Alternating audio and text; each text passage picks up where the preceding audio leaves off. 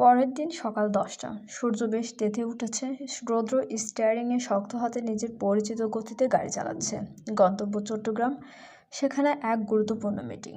অফিসের কাজে আজ আয়ান আছে, তাই রৌদ্রকে একাই বের হতে হয়েছে। ব্যস্ত রাস্তার এক পাশে হঠাৎ তার নজর স্থির হলো। ফুটপাত দিয়ে হেঁটে যাচ্ছে সৃজনী। রৌদ্রের মাথায় চট করে একটা চিন্তা খেলে গেল। সেদিন সৃজনী যদি নেহালের সাথে কথা না বলতো, তবে রৌদ্রের আদরের বোন আজ বেঁচে থাকতো কিনা সন্দেহ। কৃতজ্ঞতা প্রকাশের মোক্ষম সুযোগ এটাই। রৌদ্র চট করে ব্রেক কষল। টায়ার আর পিচের ঘর্ষণে একটা তীক্ষ্ণ শব্দ তুলে গাড়িটা ঠিক সৃজনীর সামনে গিয়ে দাঁড়ালো। সৃজনী তার দুই বান্ধবীর সাথে গল্প করতে করতে ভার্সিটি যাচ্ছিল। হঠাৎ সামনে এই রাজকীয় গাড়ি আর ভেতরে রৌদ্রকে দেখে তার বুকটা ধক করে উঠল। রৌদ্র গাড়ি থেকে নেমে ধীর পায়ে তার সামনে গিয়ে দাঁড়ালো। ঠোঁটের কোণে হালকা কিন্তু মার্জিত এক চিলতে হাসি ফুটিয়ে বলল, হাই বোন। আসলে সেদিনের পর তোমার সাথে আর ওভাবে কথাই হয়নি। তুমি যা করেছো তার জন্য ধন্যবাদ। শব্দটা বড্ড ছোট, তবু শুধু এইটুকুই বলবো। তোমার মতো মেয়েরা যেন প্রতিটি মায়ের গর্ভে জন্ম নেয়। তুমি সত্যি অনন্য। সৃজনী মুহূর্তের জন্য থমকে গেল। রৌদ্রের মতো গম্ভীর মানুষের মুখে এমন প্রশংসা। সে সামনে নিয়ে বাঁকা এক চিলতে হেসে পাল্টা জবাব দিল, শুধু এইটুকুই বলবেন? এত বড় একটা উপকার করলাম, কোনো পাওনা দিবেন না? সৃজনীর বান্ধবীরা তখন হাঁ হয়ে রৌদ্রের দিকে তাকিয়ে আছে। দামি ঘড়ি, ফিটেড শার্ট আর সুঠামদের এই মানুষটার পার্সোনালিটি যেন চারপাশটা ছাপিয়ে যাচ্ছে। এক বান্ধবী সৃজনীর কানে ফিসফিস করে বলল, কে রে? কে হট হিরো? পুরাই তো ফিদা হয়ে গেলাম। নতুন বয়ফ্রেন্ড নাকি? আমাদের তো বললি না। সৃজনী কটমট করে তাকাতেই বান্ধবী চোখ হয়ে গেল। রৌদ্র সৃজনীর আবদার শুনে একটু গম্ভীর হয়ে বলল, হ্যাঁ অবশ্যই, বলো কি চাই তোমার? আমার সাধ্যের মধ্যে হলে অবশ্যই দেব। সৃজনী এবার রৌদ্রের দামি গাড়িটার দিকে একবার তাকালো, তারপর একটু আর চোখে রৌদ্রকে দেখে নিয়ে বলল, আপাতত তেমন কিছুই চায় না, সময় হলে চেয়ে নেব। তবে এখন একটা সাহায্য করতে পারেন। আপনি তো এই রাস্তা দিয়েই যাচ্ছেন, আমাদের ভার্সিটিটা একটু সামনেই ড্রপ করে দিলে খুব উপকার হতো। রৌদ্র কয়েক সেকেন্ড চুপ থেকে সময়টা মেপে নিল, তারপর স্বাভাবিক গলায় বলল, অবশ্যই, এসো বোন, গাড়িতে ওঠো। সৃজনী যেন খুশিতে আত্মহারা হওয়ার দশা, সে তড়িঘড়ি করে সামনের ডোর খুলে ড্রাইভিং সিটের ঠিক পাশের সিটটা দখল করে নিল। বান্ধবীরা হুড়মুড় করে পেছনে বসলো। রৌদ্র একটা দীর্ঘ শ্বাস ফেলে গাড়ির স্টার্ট দিল। এসির ঠান্ডা বাতাসে একটা দামি পারফিউমের ঘ্রাণ মিশে আছে। কিছু দূর যেতেই ছন্দপতন ঘটল। রাস্তার এক পাশের গর্ত এড়াতে গিয়ে রৌদ্র হঠাৎ হার্ড ব্রেক কষতে নিল। সৃজনী সিটবেল্ট পরা থাকলেও ঝোঁকটা সামলাতে পারল না। সরাসরি গিয়ে আছড়ে পড়ল রৌদ্রের সুঠাম বুকের ওপর। মুহূর্তের জন্য দুজনের নিঃশ্বাস যেন এক হয়ে গেল। এমন পরিস্থিতি। পেছন থেকে বান্ধবীরা এই সুযোগ হাতছাড়া করলো না। দুষ্টুমি মেশানো হাসি দিয়ে টপাটপ কয়েকটা ছবি তুলে নিল মোবাইলে। রৌদ্র তড়িৎ গতিতে সৃজনীকে সরিয়ে দিয়ে স্থির হয়ে বসল। তার গম্ভীর কণ্ঠে অদ্ভুত কাঠিন্য, ঠিক আছে তুমি, ঠিক আছে তুমি? সৃজনী লজ্জিত হয়ে চুলগুলো ঠিক করতে করতে মাথা নাড়ালো, হ্যাঁ আমি ঠিক আছি। রৌদ্র আর একটি শব্দ খরচ করলো না। তার চোয়াল শক্ত হয়ে আছে। বাইরের রোদের চেয়েও গাড়ির ভেতরের এই নীরবতা যেন সৃজনীর কাছে বেশি তপ্ত মনে হতে লাগলো। রৌদ্রের গাড়িটা সৃজনীর ভার্সিটির ঠিক সামনে এসে একটা তীব্র ঝটকায় থামলো। সৃজনী আর তার বান্ধবীরা গাড়ি থেকে নেমে একটু গুছিয়ে নিয়ে রৌদ্রকে ধন্যবাদ দিতে যাবে, তার আগে কোনো কথা না বলে রৌদ্র হাওয়ার গতিতে ধুলো উড়িয়ে দৃষ্টির আড়ালে চলে গেল। সৃজনী হতবাক হয়ে সেই ধাবমান ধূলিকণার দিকে তাকিয়ে বিড়বিড় করে বলল, যা বাবা, একটা ফর্মাল ধন্যবাদ পর্যন্ত দেওয়ার সুযোগ দিল না লোকটা। পর মুহূর্তেই সৃজনের ঠোঁটের কোণে এক চিলতে রহস্যময় হাসি ফুটে উঠল। তার বান্ধবী বৃষ্টি সৃজনীর কাঁধে হালকা ধাক্কা দিয়ে কৌতূহলী গলায় বলল, কিরে, কোথায় হারালি? ওই হিরো চলে যাওয়ার রাস্তার দিকে তাকিয়ে এমন নির্লজ্জের মতো হাসছিস কেন? ব্যাপারটা কিন্তু মোটেও সুবিধার মনে হচ্ছে না। ডালমে কুচ কালা হে, তাই না? সৃজনী যেন নিজের ভেতরে হারিয়ে গেছে। আনমনে হাসতে হাসতেই জবাব দিল, আছে, অনেক কিছু আছে। কথাটা শোনা মাত্র তার দুই বান্ধবী বৃষ্টি আর আনিকা একে অপরের দিকে তাকালো। তারপর সমস্বরে চিৎকার করে বলল, তার মানে আমরা যা ভাবছি ঘটনা কি আসলেই তাই? বান্ধবীদের চিৎকারে সৃজনের ঘোর কাটলো। সে কি বলে ফেলেছে বুঝতে পেরে লজ্জায় রাঙা হয়ে গেল, কিন্তু মুখে একটু মেকি রাগ দেখিয়ে বলল, উফ, তোরা সবসময় বেশি ভাবিস, কিছুই না তো। কিন্তু বৃষ্টি আর আনিকা ছাড়ার পাত্র নয়। তারা চিমটি কেটে বলে উঠল, লুকিয়ে লাভ নেই, আমাদের সৃজনী একদম নাকানি চুবানি খেয়ে প্রেমে পড়েছে। সৃজনী আর নিজেকে সামলাতে পারল না। এদের সাথে সব কথা শেয়ার করে সে অভ্যস্ত, তাই আড়াল না করে সোজাসুজি বলে বলল, হ্যাঁ পড়েছি। আর জানিস উনি কে? আনিকা আর বৃষ্টি উৎসুক হয়ে মাথা নাড়ল, না, তারা জানে না। সৃজনী ধীর পায়ে ভার্সিটির গেটের দিকে হাঁটতে হাঁটতে গম্ভীর ভঙ্গিতে ঘোষণা করলো, উনি হচ্ছেন আমার হবু ভাবির চাচাতো ভাই, খানবাড়ির বড় ছেলে। খবরটা শুনে বৃষ্টি আর আনিকার খুশি দেখে তারা প্রায় নেচে উঠে বলল, আরে বাহ, এ তো একদম জমজমাট প্রেম হবে, রিলেশনশিপ তো অলরেডি সেট হয়ে আছে। যাই হোক, এবার দেখ আমি কি করেছি। বলেই বৃষ্টি পকেট থেকে ফোন বের করে সে মাহেন্দ্র খনের ছবিগুলো দেখালো। রৌদ্রের চওড়া বুকে সৃজনী আশ্রয় পড়ার দৃশ্যগুলো একদম নিখুঁতভাবে ফ্রেমবন্দি হয়েছে। ছবিগুলো দেখা মাত্র সৃজনীর কান মুখ লজ্জায় টকটকে লাল হয়ে গেল, হৃদস্পন্দন যেন আরও এক দফা বেড়ে গেল তার। তড়িঘড়ি করে ছবিগুলো নিজের হোয়াটসঅ্যাপে পাঠিয়ে নিল সে। তারপর তিন সখী একে অপরের হাসাহাসি আর খুনসুটি করতে করতে ভার্সিটির বারান্দায় মিলিয়ে গেল। খান বাড়ি। তিথি খুব পরিপাটি করে সাজগোজ করে সিঁড়ি দিয়ে নিচে নামলো। বান্ধবীদের সাথে অনেক আগে থেকেই আজকের আড্ডাটা ঠিক করা, কিন্তু বাড়িতে এখনো কাউকে জানানোর সুযোগ পায়নি। ড্রয়িং রুমে গিয়ে দেখলো তনুজা খান আর হিমি খান সোফায় বসে বেশ আড্ডায় মশগুল। তিথি বিড়ালের পায়ে গিয়ে পেছন থেকে দুই আম্মুর গলা জড়িয়ে ধরলো আর আদুরে গলায় বলল, এই যে আমার সুন্দরী দুই আম্মু, শোনো না, আমি একটু বাইরে যাচ্ছি। তনুজা খান ভ্রু কুচকে তাকালেন, গম্ভীর গলায় জিজ্ঞেস করলেন, বাইরে যাবি মানে? আয়নকে বলেছিস? ওর অনুমতি নিয়েছিস? আয়নের নাম শুনতে তিথির মেজাজটা বিগড়ে গেল। সে গাল ফুলিয়ে বিরক্তি নিয়ে বলল, ওই কুত্তাকে বলে আমি বাইরে যাব? কক্ষনো না। তোমরা তাড়াতাড়ি আমাকে পারমিশন দাও তো। তনুজা খান এবার বেশ রেগে গেলেন। শাসন করা সুরে বললেন, আয়নকে বলবি না মানে? তিথি, তুই কি ভুলে যাচ্ছিস যে আয়ন এখন তোর স্বামী? যেখানেই যাস না কেন এখন থেকে আগে ওর অনুমতি নেওয়াটা তোর কর্তব্য। তিথি দমে জ্বর পাত্রে নয়। সে তনুজা খানকে ছেড়ে এবার হিমি খানের গলা শক্ত করে জড়িয়ে ধরে আহ্লাদে গলে সরে বলল, আম্মু দেখো তোমার বৌমাকে কি সব বলছে এই বেডি। আম্মু তো কিচ্ছু বোঝে না, তুমি তো খুব ভালো বোঝো, প্লিজ একটু যেতে দাও না। কথা দিচ্ছি একদম তাড়াতাড়ি ফিরে আসবো, তোমার ওই রাক্ষস ছেলে টেরই পাবে না, কথা দিলাম। বৌমার এমন কাণ্ড দেখে হিমি খান না হেসে পারলেন না। তিনি তিথির গালে একটা আদর দিয়ে হাসতে হাসতে বললেন, আচ্ছা বাবা ঠিক আছে যা, তবে সাবধানে থাকিস আর একদম দেরি করবি না। জানিস তো আমার ছেলেটা কত রাগী, একবার যদি জেনে যায় তুই না বলে বাইরে গিয়েছিস তবে আস্ত কেলেঙ্কারি বাঁধিয়ে দেবে কিন্তু। তিথি এক গাল হেসে হিমি খানের কপালে একটা চুমু খেয়ে ডানা কাটা পাখির মতো দরজার দিকে ছুটে গেল। তার মনে তখন জয়ের আনন্দ। ব্যালকনিতে উদাস মনে দাঁড়িয়ে আছে তোরা। বিকেলের ম্লান আলোয় তার মনটা কেন জানি ভীষণ ছটফট করছে, কোনো কিছুতেই ঠিক মন বসাতে পারছে না সে।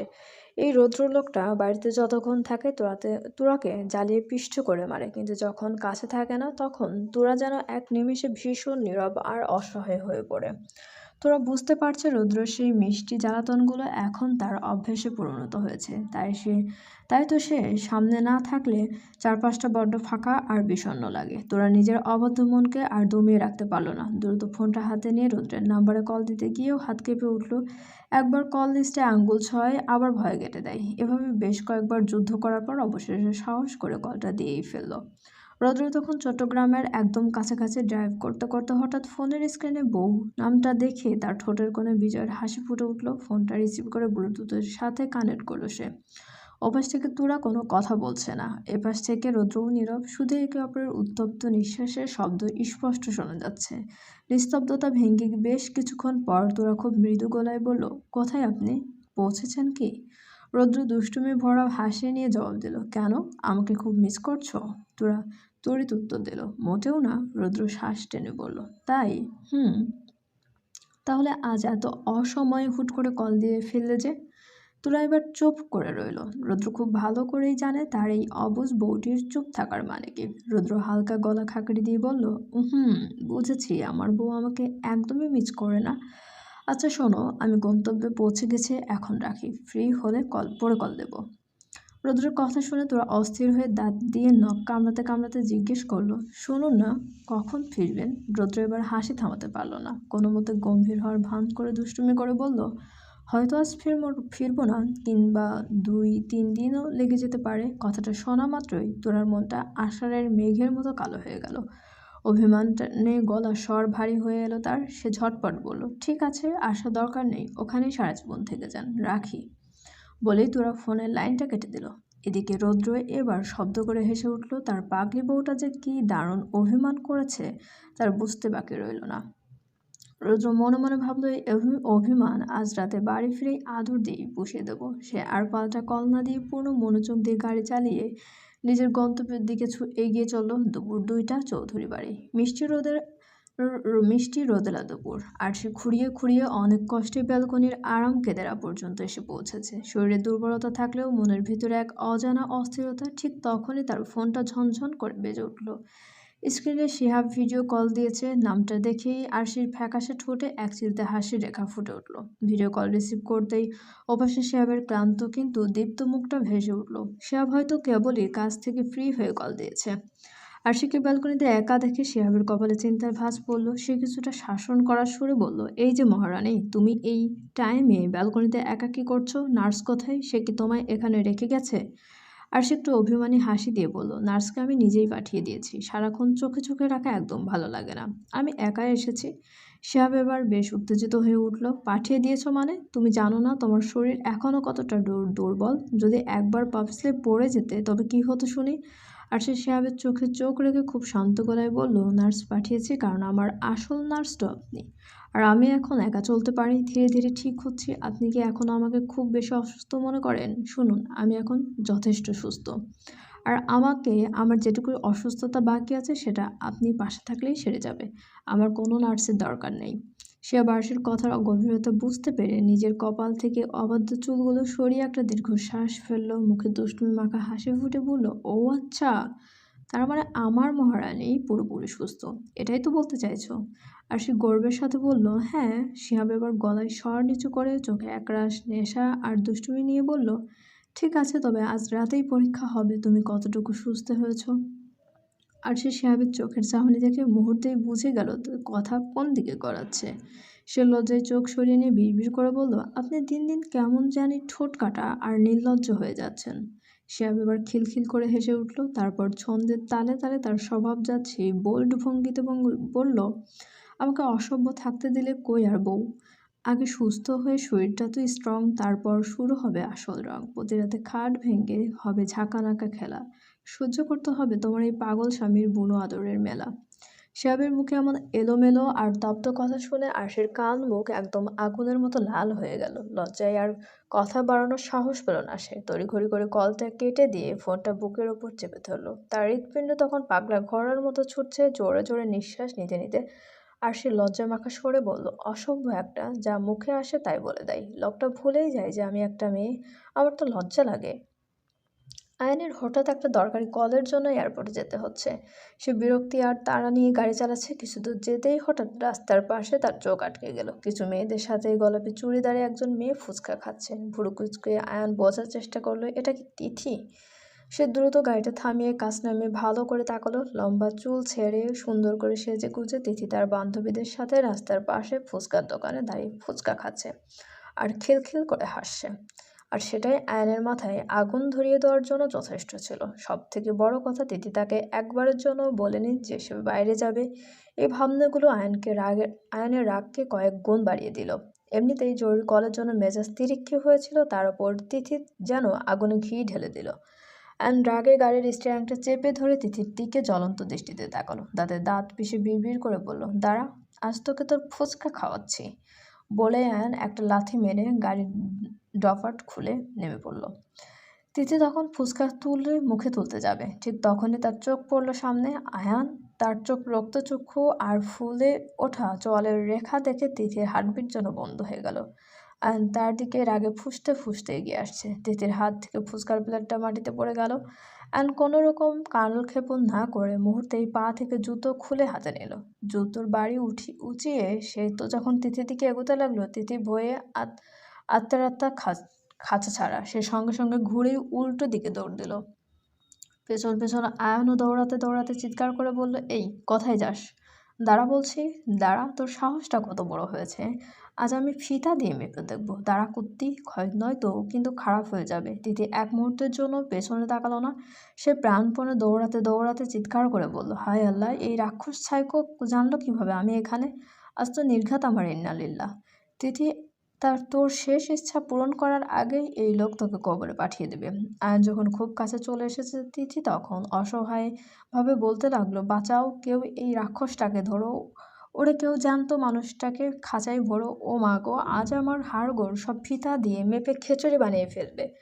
আয়ান পেছনে থেকে আবারও বাঘের মতো হুংকার ছাড়ছে, তিথি দাঁড়া বলছি, আমার পারমিশন ছাড়া রাস্তায় এসে দাঁত বের করে ফুচকা খাওয়া বের করছি তোর। আজ তোকে মেরেই আমি জেলে যাব, তাও শান্তি। তিথি সামনের দিকে দৌড়াতে দৌড়াতে গলা ফাটিয়ে উত্তর দিল, আমি কি তোমার কেনা গলাম নাকি? আর মরা মানুষের কি জেলের ভয় থাকে? মরার আগে অন্তত এক প্লেট ফুচকাও তো শান্তিতে খেতে দিলে না, অসভ্য ইতর জলহস্তে একটা। আর রাগে হিতাহিত জ্ঞান হারিয়ে চিতার মতো গতি বাড়িয়ে দিল, তুই আমাকে জলহস্তি বললি? দাঁড়া, আজ তোর ওই মুখ ফিতা দিয়ে সেলাই করে না করলে আমার নাম আয়ান না। রাস্তার মানুষজন অবাক হয়ে দেখছে পিছনে এক সুঠামদেহী হ্যান্ডসাম যুবক জুতো হাতে নিয়ে দাঁড়াও দাঁড়াও করে ছুটছে, আর সামনে এক সুন্দরী মেয়ে জান প্রাণ দিয়ে দৌড়াতে দৌড়াতে আল্লাহ বিল্লাহ করছে। চলবে, চ্যানেলটি সাবস্ক্রাইব করে আমাদের সঙ্গে থাকুন এবং গল্পটি আপনাদের কেমন লাগছে অবশ্যই আমাদেরকে কমেন্ট করে জানাতে ভুলবেন না। অনেক অনেক ধন্যবাদ।